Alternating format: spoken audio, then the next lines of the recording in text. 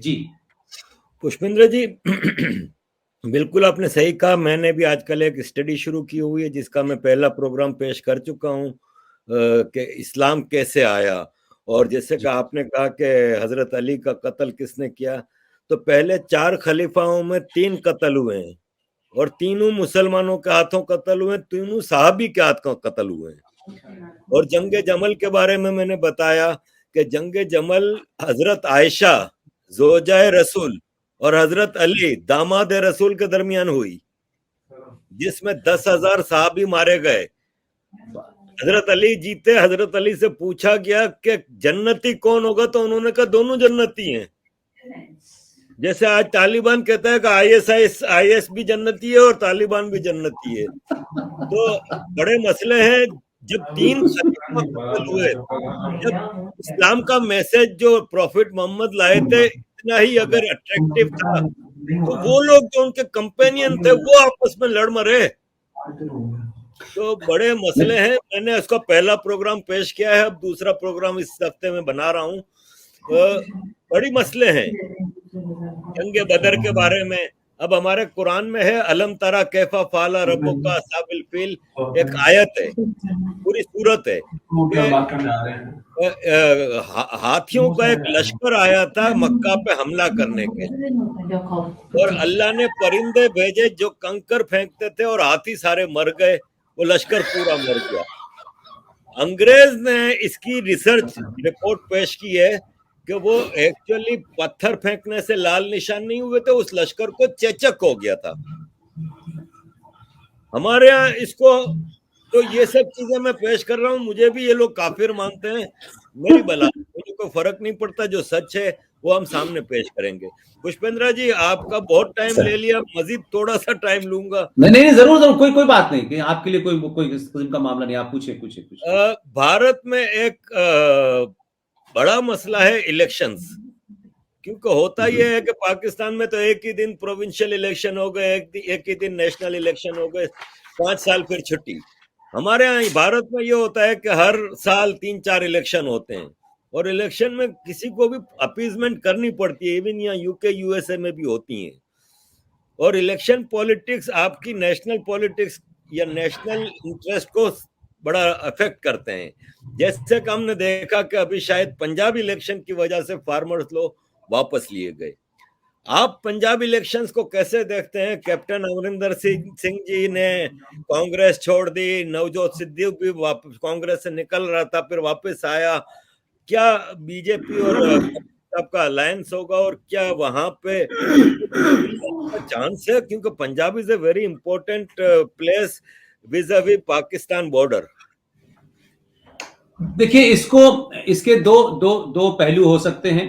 कुछ लोग इसको इमीडिएटली, जो एक तो कहते हैं ना कि देखिए आरिफ भाई, मैं आपसे किसी किसी बात पे मेरी डिफरेंट ओपिनियन हो या डिफरेंट राय हो, एक तो ये होता है। लेकिन मुझे आपसे इतनी नफरत है कि मैं कहूं कि आपकी आंखें नहीं है, आपके बाल ही नहीं है, तो ये पागलपना होता है। हमारे यहां दो चीजें हैं कि मोदी ने ये बिल वापस ले लिया, और मोदी झुक गया, मोदी डर गया। और क्योंकि इलेक्शन उसमें एक एंगल है कि साहब इलेक्शन, तो मोदी को क्या ये इलेक्शन 4-5 दिन पहले ही याद आए थे? इलेक्शन तो पहले से तय था कि 22 में इलेक्शन होने जा रहा है, और ये पिछले ऑलमोस्ट साल भर से ऊपर हो गया इनको बैठे हुए, तो इसमें तो कोई बात छुपी हुई नहीं थी। तो फिर मोदी को क्या इतनी अकल नहीं थी कि मैं इलेक्शन के ऑलमोस्ट आसपास जब ये लूंगा तो मेरे बारे में मैसेज क्या जाएगा कि मेरी एक एक एक इमेज है, एक सख्त प्राइम मिनिस्टर की इमेज है, एक डिसाइसिव प्राइम मिनिस्टर की इमेज है, एक कन्विक्शन वाले प्राइम मिनिस्टर की इमेज है। वो अपनी इमेज को टार्निश करेगा क्योंकि किसानों के बिल वापस लेने से जीत की गारंटी होती है। मैं ये नहीं मानता कि मोदी के मूव को अगर आप देखें तो मैं उसको इस तरीके से देखता हूं कि पंजाब और उत्तर प्रदेश, आप याद करें कि पंजाब का जब खालिस्तान मूवमेंट था तो यही जगह सबसे ज्यादा थी, और लोगों को पता नहीं है कुल मिलाकर के पूरे देश में सिखों की जो कत्लेआम हुआ था वो दिल्ली में 3.5 था, देश भर मिला के और 4-5 हजार मान लीजिए, लेकिन ऑलमोस्ट करीब करीब 40,000 हिंदू पंजाब में मारा गया था। बसों से उतार के, टैक्सियों से उतार के गांव साफ हो गए। वो चर्चा नहीं हुई इस देश के अंदर। लेकिन मोदी के दो मूव को देखें।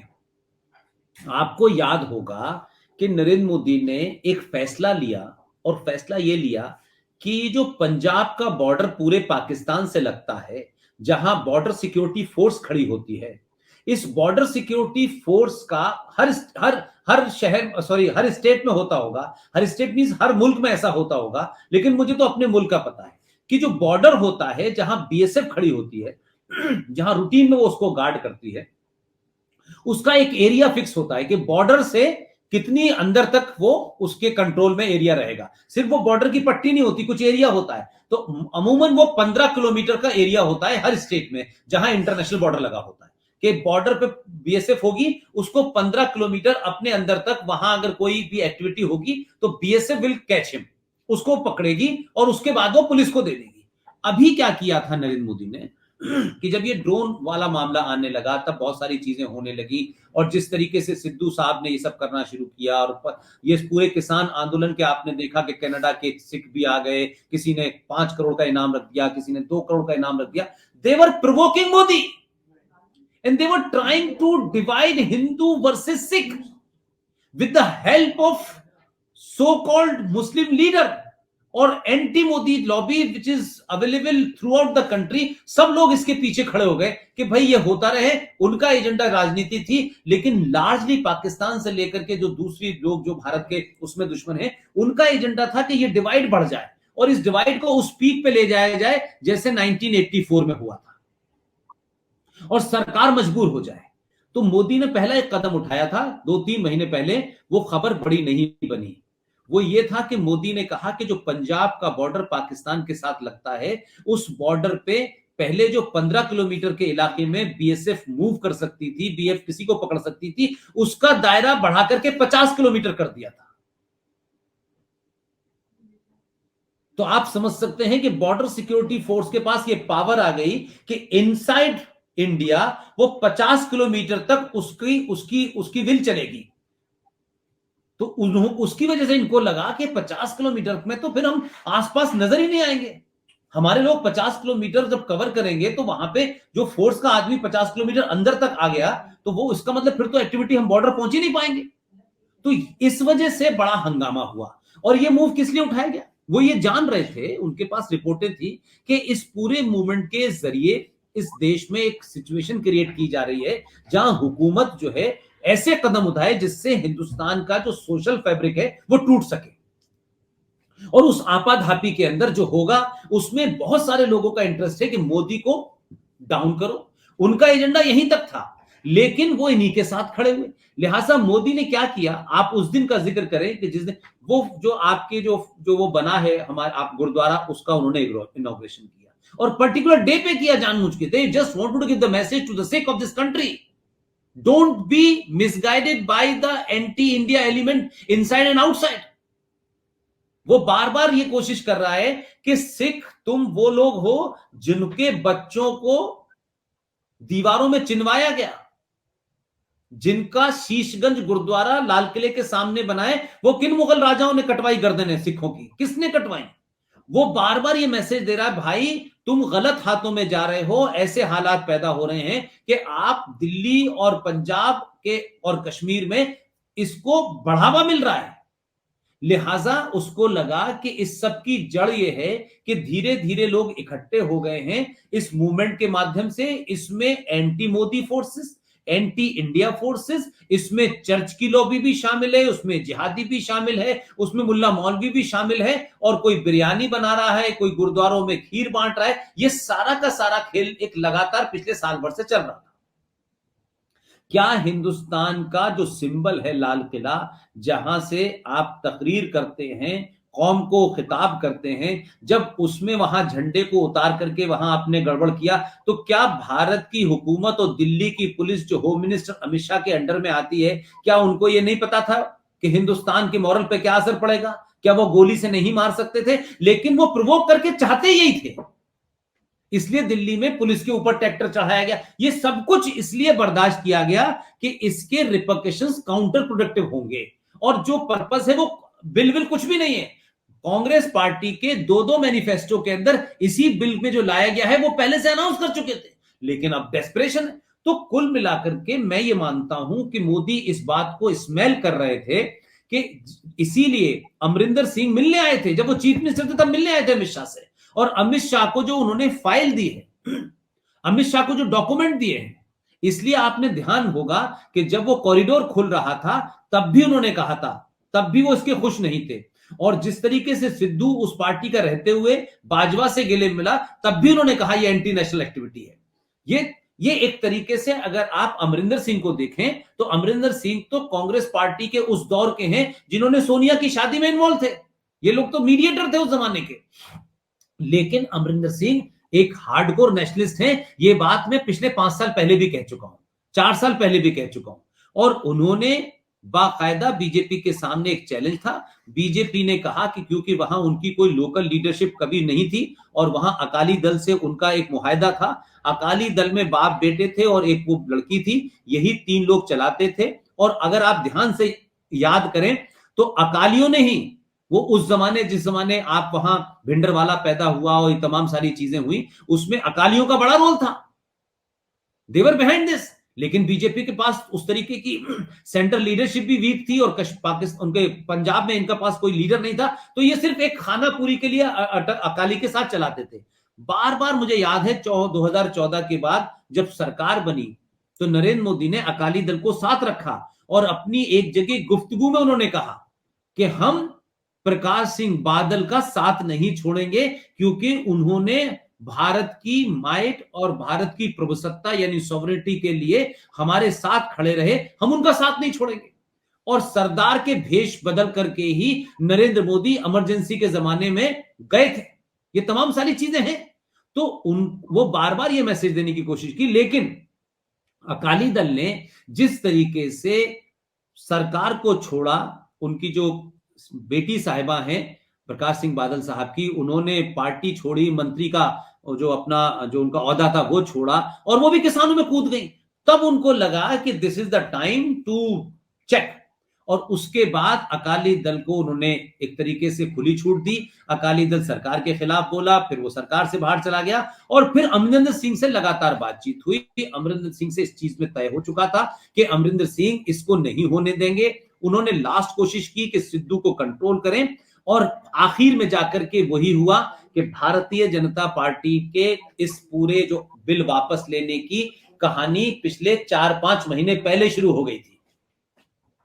गई थी। इसके लिए एप्रोप्रिएट दिन तलाशा जा रहा था और ये कहा जा रहा था कि हम इसको एक ऐसे दिन करें जिस पर्पस से, जिस डर से, जिस खदशात के तहत चलते हुए ये मामला डिरेल हो रहा है, उसी दिन का हम इस्तेमाल करें, उसी दिन पे ये मैसेज दें कि हम भारत की सरकार में कौन प्रधानमंत्री है कौन नहीं है, ये हिंदू और सिखों का मामला नहीं है, हिंदू और सिख एक ही मां के बेटे हैं, इस तरीके का मैसेज था। ये 5-6 महीने पहले हो चुका था सब कुछ। अब लोगों को लगता है कि ये यकायक हो गया, इसलिए अमरिंदर सिंह ने इस्तीफा दिया, कांग्रेस से बाहर आए, अपनी पार्टी का ऐलान किया और साफ साफ कहा कि मैं चुनाव लड़ूंगा और चुनाव लड़के मेरा भारतीय जनता पार्टी के साथ गठजोड़ होगा, अलायंस होगा और उनके साथ में हुकूमत बनाऊंगा। अब भारतीय जनता पार्टी को इस वक्त जो पंजाब में अपनी लीडरशिप नहीं मिल रही थी, वो अमरिंदर सिंह एक तरीके से बीजेपी के हो गए। वहां उनको इतने वैसे ही आदमी मिल गया जिसकी जरूरत थी, और क्योंकि बीजेपी का वहां बहुत बड़ा बेस नहीं है, हिंदू वहां माइनॉरिटी में है, इसलिए ये पार्टी बनी और अब ये हुआ। और फिर अमरिंदर सिंह को जब बाहर आ गए तो क्योंकि अमरिंदर सिंह भी एक सरदार हैं, उनको भी ये मैसेज देना था कि देखो मेरे ये कहने से पार्टी ने ये किया, और उसके बाद सोनिया गांधी ने उनको मजबूर किया कि वो भारतीय कांग्रेस पार्टी छोड़ें, वो बाहर आए। और उसके बाद में नरेंद्र मोदी ने एक पंजाब को ध्यान में रखते हुए इंटरनेशनल जो साजिशें थी उसको खत्म करते हुए इस आंदोलन को डिफ्यूज करने के लिए जो किसी ने नहीं सोचा था वो अनाउंस कर दिया, और ऐसे दिन किया जब सरदारों का सबसे बड़ा पर्व होता है। तो 2 मैसेज थे, एक सोशल मैसेज था, एक पॉलिटिकल मैसेज था और एक इंटरनेशनल ताकतें जो पैसा कनाडा से और लंदन में जो कुछ लोगों ने पंचर जोड़ जोड़ के कमा लिया है वो यहां भेजते थे, अनाउंस करते थे, उनको भी मैसेज देना था। लिहाजा मैं ये नहीं मानता कि ये चुनाव का मामला था। चुनाव का मामला तो हिंदुस्तान में लोग इतने समझदार हैं कि भाई आज चुनाव, कल 3 महीने बाद होने वाले, नरेंद्र मोदी डर गए, कहीं ऐसा होता है। लेकिन पंजाब बचाना, पंजाब में 50 किलोमीटर का दायरा वहां तक लाना, और उसके बाद अमरिंदर सिंह जो बहुत ही, जिसे कह सकते हैं कि उन्होंने जंगें लड़ी, 65 की जंग लड़ी है उन्होंने, तो ऐसा नहीं क्या कहते हैं कि वो कोई बिगड़े हुए या कंफ्यूज सरदार हैं, उनको ला करके आगे उसने एक मास्टर स्ट्रोक में कह सकता हूं, एक चेकमेट करा कि कांग्रेस का जो सबसे कद्दावर लीडर था पंजाब में, वो बीजेपी के साथ खड़ा हुआ है, नेशनलिज्म। तो that is what I am trying to say, कि इसको हम अगर ऐसे देखेंगे तो ये बहुत हल्की, बहुत सतही एनालिसिस होगी कि चुनाव में जीतने के लिए किया। उत्तर प्रदेश में तो चुनाव आप नहीं हारने जा रहे थे, पंजाब की तो समझ में आती है, उत्तर प्रदेश में तो कोई ऐसा फर्क नहीं पड़ने वाला। उत्तर प्रदेश में सिख कौन सी बहुत बड़ी मेजोरिटी में है, कुछ भी नहीं है।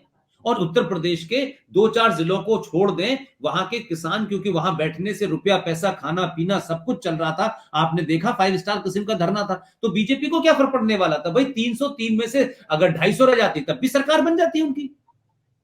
तो उत्तर प्रदेश ज्यादा बड़ा उनके लिए स्टेट था, ना कि पंजाब। लेकिन पंजाब जिन हालातों की तरफ बढ़ रहा था वो उनके लिए बड़ा था। लिहाजा मेरा, अगर आप मुझसे पूछें तो मैं उसको इलेक्शन से नहीं जोड़ता, बल्कि इससे जोड़ता हूं कि मुल्क की दिफा को बचाना था, इसलिए ये फैसला लिया गया है। मेरा मानना, मैं ये नहीं कह रहा कि यही सही होगा, लेकिन मैं उसको इस तरह देखता हूं कि 4-5 महीने पहले से ये कवायद चल रही थी, अमरिंदर सिंह से बातचीत चल रही थी, साइलेंट चल रही थी, कब करें, किस मोड़ पे करें, कैसे करें, और अमरिंदर सिंह को इस बात का लीवरेज देना था कि देखो, मैंने बातचीत सरकार से कर रहा था, लगातार कर रहा था, लेकिन इस सिख का ये जो पूरा मूवमेंट था, इसे सिख वर्सेस हिंदू बनाया जा रहा था, और इसमें इंटरनेशनल ताकतें इंक्लूडिंग पाकिस्तान दखल देने वाला था, इंटरेस्ट फैलाना चाहता था। लिहाजा मैंने बहुत कोशिश की, लेकिन आप नहीं माने, और आज मेरे हटने के बाद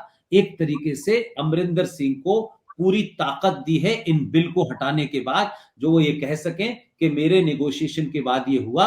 लेकिन कांग्रेस पार्टी इस पे राजी नहीं थी, क्योंकि उनका एजेंडा किसान नहीं थे, नरेंद्र मोदी को हटाना था पूरे देश में। मेरा एजेंडा नरेंद्र मोदी को हटाना नहीं था, मेरा एजेंडा किसानों को बचाना था, पंजाब को बचाना था। तो सिद्धू जो बाजवा का गला मिलेगा, वो कांग्रेस पार्टी उसको एक सेंसिटिव स्टेट में अपना प्रेसिडेंट बनाएगी, अपना अध्यक्ष बनाएगी, इससे मंसूबे नजर आते हैं। लिहाजा मेरी अपनी एनालिसिस है, मैं ये मानता हूं, हो सकता है मैं गलत भी हूं और ये बाद में साबित भी होगा। इसलिए चुनाव की हार जीत से इतना बड़ा फैसला नहीं लिया जाता, क्योंकि मोदी की वो इमेज नहीं है, और वो ये भी जानते थे कि इसके होने के बाद कुछ राग दरबारी लोग आ जाएंगे, कोई गिटार बजाएगा, कोई पीपनी बजाएगा, कोई ढोलक बजाएगा। तो वो असदुद्दीन ओवैसी आ गया ना उत्तर प्रदेश में कि हम शाहीन बाग बनाएंगे।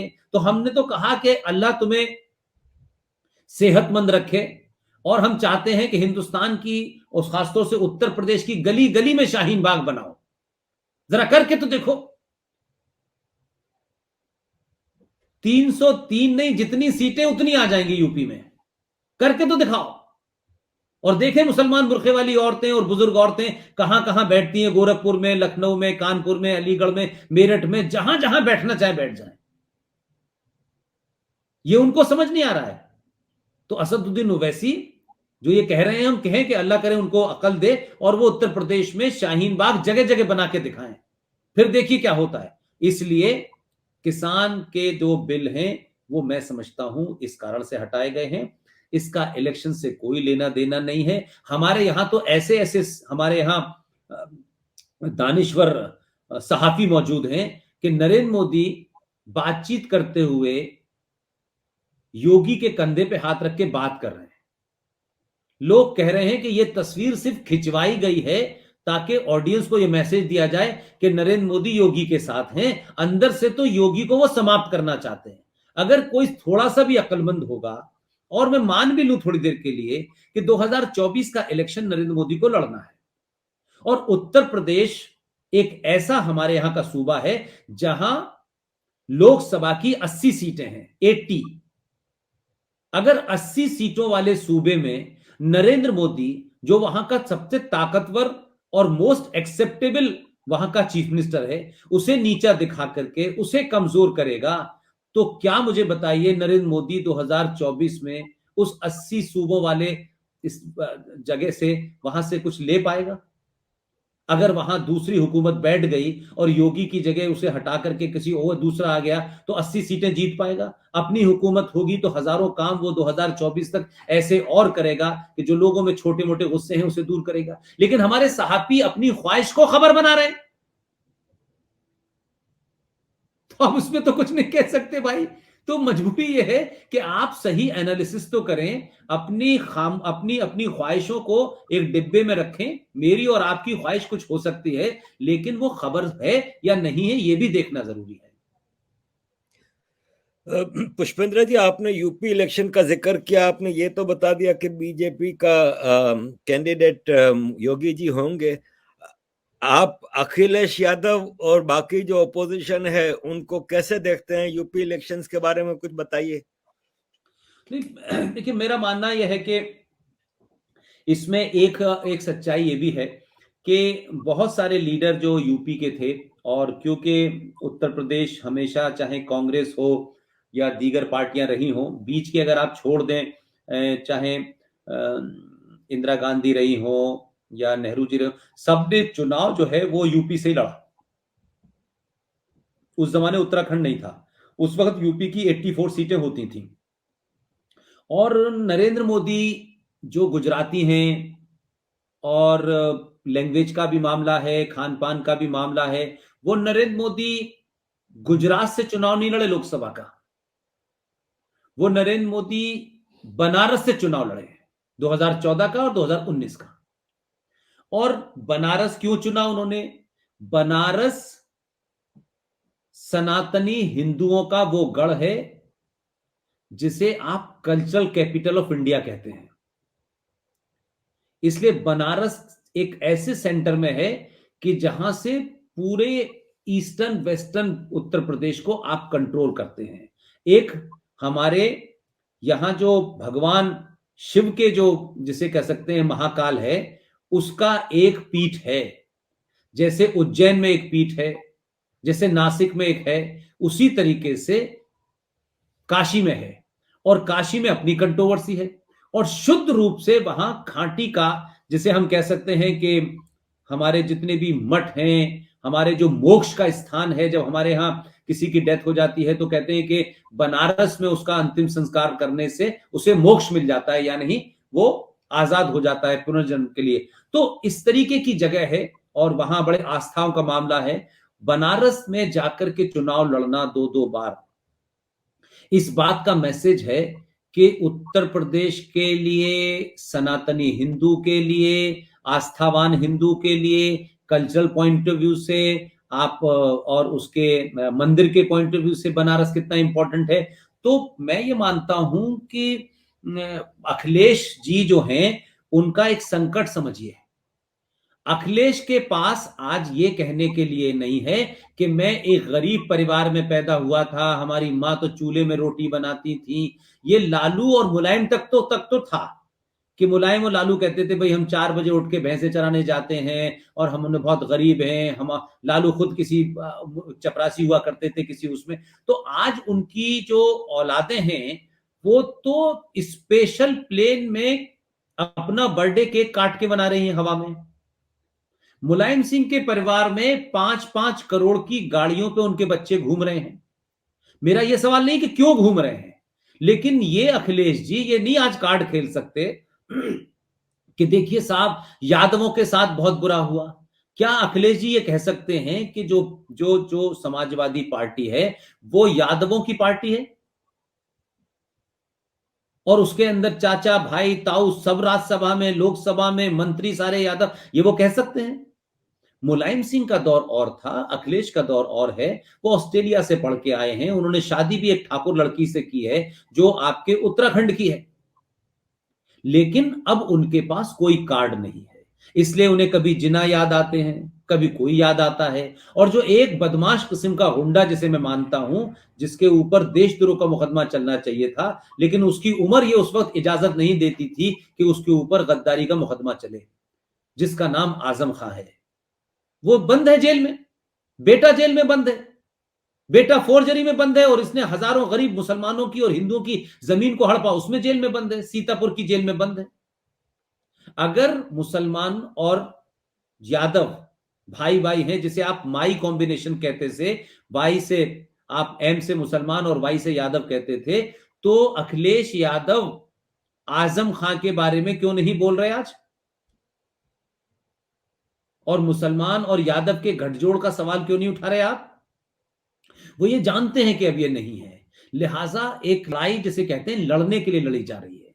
सब एक्सपोज हो चुके हैं, हजारों हजारों बीघा जमीन इनके रिश्तेदारों ने किस तरीके से वृंदावन के पास उठा रखी है, बहुत सारी चीजें हैं, किस किस ठेके में क्या हुआ। लिहाजा मैं आज अखिलेश में के साथ में उन लोगों को देखता हूं कि जितनी विद इन बीजेपी में भी वो लोग जो मोदी से कहीं कहीं अपने आप को ये मानते हैं कि उन्हें प्राइम मिनिस्टर होना चाहिए था, दो बार ये प्राइम मिनिस्टर हो गया। ये बात अलग है कि उनकी अपनी औकात नहीं है कि वो अपना चुनाव अपने आप जीत सकें, ऐसे बहुत से लोग हैं, और लेकिन उनको अपनी जाति का बड़ा घमंड है, इसलिए वो कोशिश में लगे हैं कि मोदी को कमजोर करें। बहुत सारे लोग हैं ऐसे, मैं ही मानता हूं, इसमें कोई बात छुपी हुई नहीं है, वो अपने अंदर खाने काम करते रहते हैं, और इसलिए उनको लगता है कि हम इधर भी रहेंगे इधर भी रहेंगे, और मोदी कमजोर होगा तो हमारी दुकान चलेगी। ये काम बहुत दिन से चल रहा है, और उसमें उत्तर प्रदेश के कुछ लीडर शामिल हैं, खुद योगी के साथ में जो लोग डिप्टी सीएम बने वो इसमें शामिल हैं, क्योंकि उनको लगता है कि उनको बनना चाहिए मुख्यमंत्री, क्योंकि योगी तो मुख्यमंत्री का चेहरा नहीं था, लेकिन योगी जब मुख्यमंत्री बना तो उसने अपना एक ऑरा क्रिएट कर दिया, उसने साबित कर दिया मैं कैसे चलाऊंगा। आज कोई योगी के ऊपर ये तो नहीं कह सकता कि योगी ने कोई करप्शन किया है। आज तक बताइए योगी पे कोई चुनाव लगा हो कि योगी ने यहां पैसा खा लिया वहां कैसा खा लिया, इनके रिश्तेदार। वो तो अपने अपने वालिद की जब डेथ हुई तो उसने कहा, उस वक्त कोई प्रोग्राम था यहां यूपी में, उसने कहा मेरी जिम्मेदारी सीएम पद पर इस सूबे को चलाने की है, मैं इस वक्त सूबे को कोविड में बचाने जाऊं या अपने वालिद के इंतकाल की आखिरी रसूमात में जाऊं। वो नहीं गया। अब आप कैसे लोग हैं टेलीविजन पे बैठ के ये कहते हैं कि ये कैसी औलाद है जो अपने बाप के मरने पे नहीं गया। तो ये नहीं समझेंगे ना कि योगी क्यों बना, वो ये गेरुए बस उसने क्यों पहने, ये लोगों को नहीं पता, इसलिए लोग हल्के तरीके से चिन्ह करते हैं। लिहाजा मैं मानता हूं कि अखिलेश क्योंकि उन सब पार्टियों में एक बड़ा फेस है, कांग्रेस का कौन प्रेसिडेंट है ये किसी को पता ही नहीं है यूपी में। कोई नाम बता दे कि कांग्रेस का प्रेसिडेंट कौन है, कोई बता दे कांग्रेस के जितने बड़े लीडर थे जो उत्तर प्रदेश से चुनाव हार रहे थे वो वहां क्यों गए, वायनाड क्यों गए। वो इतने बड़े लीडर थे तो उनको मुसलमानों की थिकली कॉन्स्टिट्यूंसी वायनाड में जाकर के क्यों चुनाव जीतना पड़ा।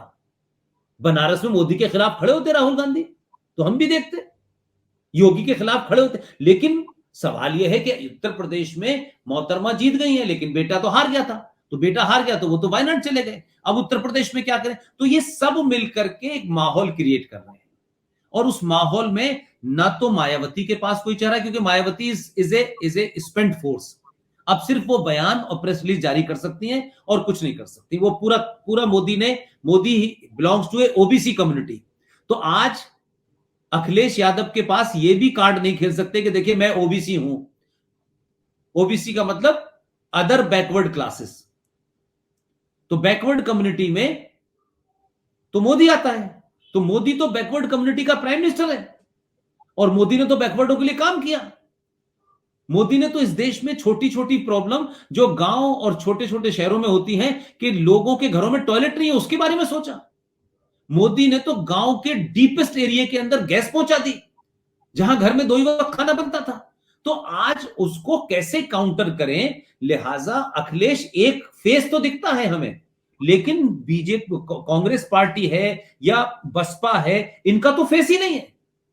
तो ये सब लोग ढोलक बजा रहे हैं कि इसके अखिलेश के साथ खड़े हो जाओ, क्योंकि उनका एक कमिटेड वर्कर है और वो एक पर्टिकुलर जाति तक है सीमित, उसमें कुछ लोग शामिल हो गए हैं और अब उनकी हालत नहीं है इस वक्त देश में वो ये कहें कि हम मुसलमान मुसलमान मुसलमान मुसलमान, और वहां से असदुद्दीन ओवैसी आ गया है जो उनको गाली दे रहा है।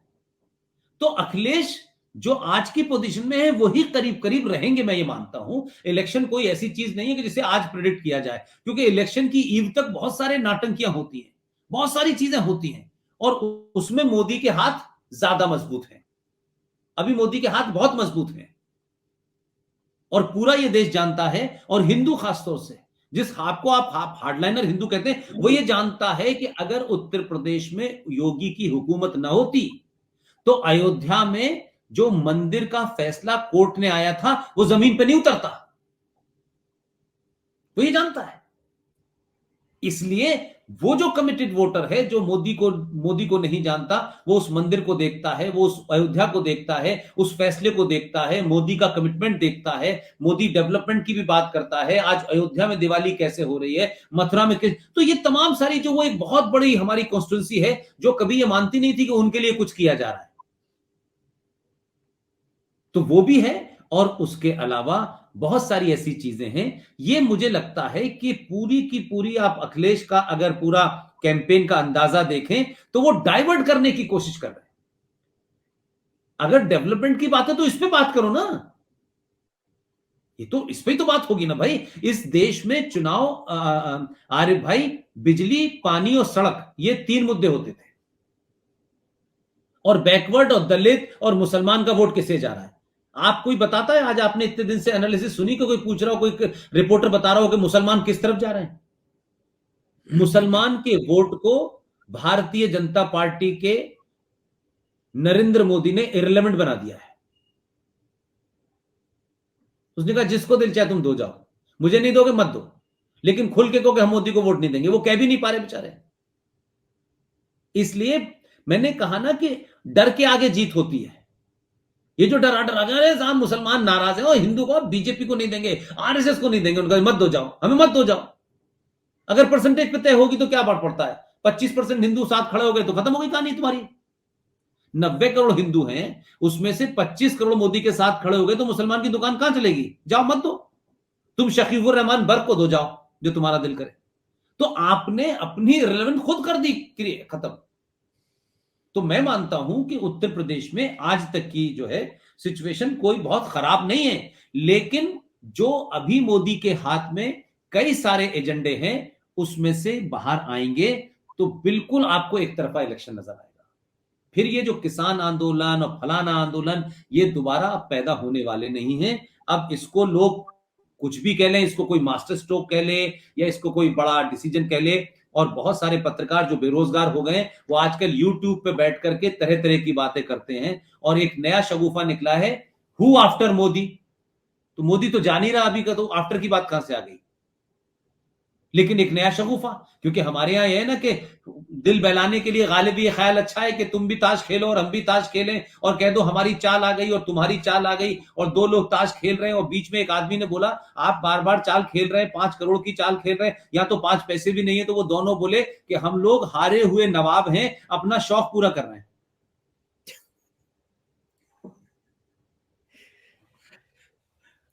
पुष्पेंद्र जी, आखिरी सवाल। अच्छा, लास्ट सवाल सर बताएं। क्योंकि फिर 2 घंटे हो गए तो अब आपके शराफत का हम इतना भी नाजायज फायदा ना नहीं नहीं उठाएं। नहीं नहीं नहीं नहीं नहीं नहीं नहीं नहीं, आप भाई हैं भाई, आप भाई आ रहे भाई, पूछिए पूछिए पूछिए। अच्छा, पुष्पेंद्र जी, विंटर सेशन आ रहा है पार्लियामेंट का, और जी जी कुछ जी। प्रेडिक्शंस हो रही हैं कि ये बिल आएगा वो बिल आएगा।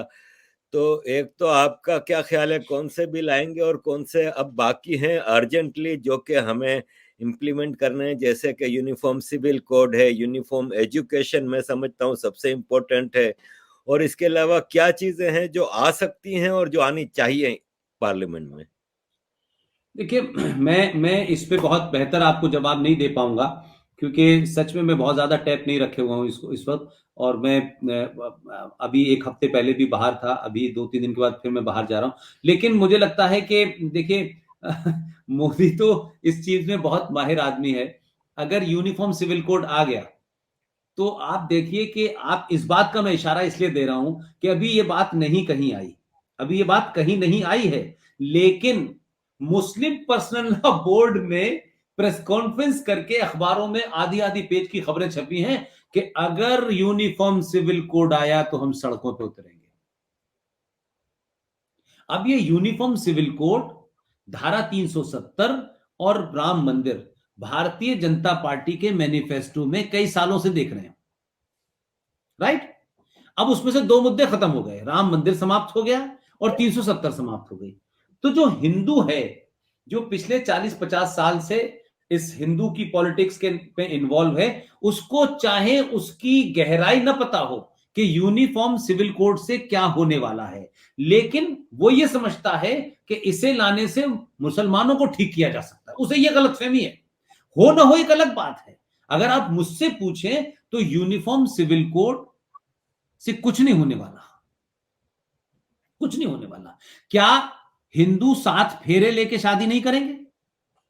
क्या मुसलमान निकाह नहीं पढ़ाएगा? क्या चर्च में जाकर के वो जो बैप्टाइज के वो नहीं होगा? कुछ बदलने वाला है? लेकिन यूनिफॉर्म सिविल कोड को एक आम हिंदू ये मानता है कि इसको लागू करने से मुसलमान को औकात दिखाई जा सकती है, उसको इतना ही पता है। और यूनिफॉर्म सिविल कोड आएगा तो मुझे लगता है कि ये जो आपका ख्याल है वो इसलिए मैं मजबूत मानता हूं कि ये इसके बारे में यकायक मुस्लिम पर्सनल लॉ बोर्ड को, जब इस देश में किसानों के आंदोलन की बात हो रही है, सिखों की बात हो रही है, पंजाब, ये इस पर्सनल लॉ बोर्ड ने यकानक प्रेस कॉन्फ्रेंस करके क्यों कहा कि हम इसे किसी कीमत पे लागू नहीं होने देंगे? ये इसीलिए कि उनको लगता है कि मोदी के पास राम मंदिर और 370 की तरह एक आखिरी मुद्दा होगा और मोदी चौराहे चौराहे ये कहेंगे कि देखिए, भारतीय जनता पार्टी के मैनिफेस्टो में जो 3 बड़े मुद्दे थे वो हमने समाप्त कर दिए और तीनों पे मुसलमानों को बहुत ऐतराज थे, हमने उनके ऐतराजों को ऐसे भाड़ में फेंक दिया, हमने उनकी नहीं सुनी। और इसके बाद में जो कुछ और लोग थोड़े नाराज होंगे वो ज्यादा खुश होंगे, लेकिन नाराज होने वाले लोग ऐसा काम कर देंगे कि मोदी के इस बिल को घर घर पहुंचा देंगे ताकि हर हिंदू को पता चल जाए कि यूनिफॉर्म सिविल कोड पास हो गया है। तो मैं ये मानता हूं कि ये जो आपने यूनिफॉर्म सिविल कोड की बात कही है, ये हिंदुस्तान के अखबारों को पढ़ने से लगता है कि ये इनके एजेंडे में है, लेकिन सरकार, मुझे लगता है कि जब वो पार्लियामेंट सेशन होता है तो वो बात बताती है कि हम किस किस बिल को लाने वाले हैं, लेकिन उसमें यह शर्त नहीं है कि जिसको नहीं बताया वो नहीं लाएंगे। तो वाजे तो कर देंगे ये 2 दिन पहले, लेकिन ये ला सकते हैं उसको, क्योंकि इससे बहुत सारी चीजें दूसरी तरफ चली जाएंगी और जो हिंदू कंसोलिडेशन है उसको लगेगा कि देखो साहब, ये मर्द आदमी है, इसने बड़ा काम कर दिया और सीए वापस आ जाएगा और 370 भी वापस आ जाएगा। जो मुसलमानों की कश्मीर से लेकर के कन्याकुमारी तक ख्वाहिश है, वो उसके ऊपर एक और कुठाराघात होगा, एक और हमला होगा कि यूनिफॉर्म सिविल कोड आ गया है। ये मुझे लगता है। और यूनिफॉर्म सिविल कोड में तमाम सारे लोग, खासतौर से जो सो कॉल्ड हिंदू फोर्सेस हैं, जो कांग्रेस के या और लोगों के साथ में हैं, वो भी इस पे कुछ नहीं बोल पाएंगी, क्योंकि आज की जनरेशन में बहुत सारे लोग ये मानते हैं कि हिंदुस्तान एक है। जब एक कानून है, एक संविधान है, एक आइन है, तो फिर एक एजुकेशन, एक हमारे यहाँ सिविल कोड क्यों नहीं है, हमारे यहाँ क्रिमिनल लॉ? तो इन सब चीजों पे उसका वोट बैंक बढ़ेगा इसको लाने से। तो मैं समझता हूं कि एक तीर से 2 निशाने होंगे। जो पूरा पूरा किसानों का आंदोलन था वो डिफ्यूज हो जाएगा, पंजाब में उनको ताकत मिलेगी और पंजाब में कुल मिला के 9 सीटें हैं लोकसभा की, वहां भारतीय जनता पार्टी ताकत से लड़ेगी, वहां 26% हिंदू है, हिंदू कंसोलिडेशन होगा, हिंदू और सिखों के बीच में एक रिलेशन बहुत स्ट्रांग बनेगा, क्योंकि 2 पार्टियों का जो मेन पार्टी है जो बनेगी इनकी कांग्रेस के अलावा, क्योंकि मुझे ये लगता है कि सिद्धू साहब देर सवेर आप पार्टी में जाएंगे, उनका रास्ता वही है और उसी की भूमिका तैयार हो रही है। और कांग्रेस पार्टी भी चाहती है कि वो आप पार्टी में चले जाएं, क्योंकि उसे मालूम है कि कांग्रेस पार्टी नहीं आने वाली है, इसलिए आप पार्टी के माध्यम से वो वही सब काम करेंगे जो केजरीवाल कर रहे हैं। मेरा मेरा मेरा अपना असेसमेंट ये है। लिहाजा आपकी बात को मैं इसलिए बैक करने को तैयार हूं क्योंकि हिंदुस्तान के अखबारों में जो कुछ आ रहा है यूनिफॉर्म यकायक, जिसका कहीं कोई जिक्र नहीं था, कहीं कहीं कहीं ऐसा नहीं लगता था कि यूनिफॉर्म सिविल कोड पे इस वक्त बात करने की क्या आवश्यकता है, लेकिन जो लोग होते हैं उन्हें हवा लग जाती है, तो यूनिफॉर्म सिविल कोड इस सेशन में आ सकता है। और पॉपुलेशन बिल और यूनिफॉर्म एजुकेशन पॉलिसी ना ना ना ना, ये अभी नहीं आने वाली, ये अभी नहीं आने वाली, ये अभी नहीं आने वाली। अभी तो 24 के लिए भी तो कुछ हथियार चाहिए। अच्छा, ठीक है, ठीक है। शुक्रिया Pushpendra ji, thank you very much. It was again a learning session, और काफी चीजें मैं तो एज ए स्टूडेंट सुनता रहा, और मुझे आगे स्टडी के लिए और रास्ते खुल जाते हैं आपकी बातें सुन के। जो वक्फ बोर्ड के हवाले से मैंने चीजें सुनी, मैंने पिछले दिनों आपकी एक वीडियो देखी थी जिसमें आपने 12 साल के बच्चे के बारे में बताया था जिसने जमीन खोदी थी 65 की जंग में, जब भारत की फौज जा रही थी। हाँ तो रामपुर। वो मैंने फिर उसकी खुल के जाके स्टडी क्योंकि आपने तो मुख्तसरन बताया था, तो आपकी बातों से कई चीजें खुलती हैं। तो thank you very much sir, thank you very much. बहुत बहुत शुक्रिया, बहुत बहुत शुक्रिया। आपको अल्लाह सेहत दे और आप अच्छी तरह रहें, खुश रहें, यही मेरी आपके लिए दुआ है। बहुत बहुत शुक्रिया, हमको याद करा आपने और याद करते रहा करिए, हम आपके लिए अवेलेबल हैं। थैंक यू वेरी मच, बहुत बहुत शुक्रिया सर। Thank you sir. जय हिंद। जय हिंद, जय हिंद।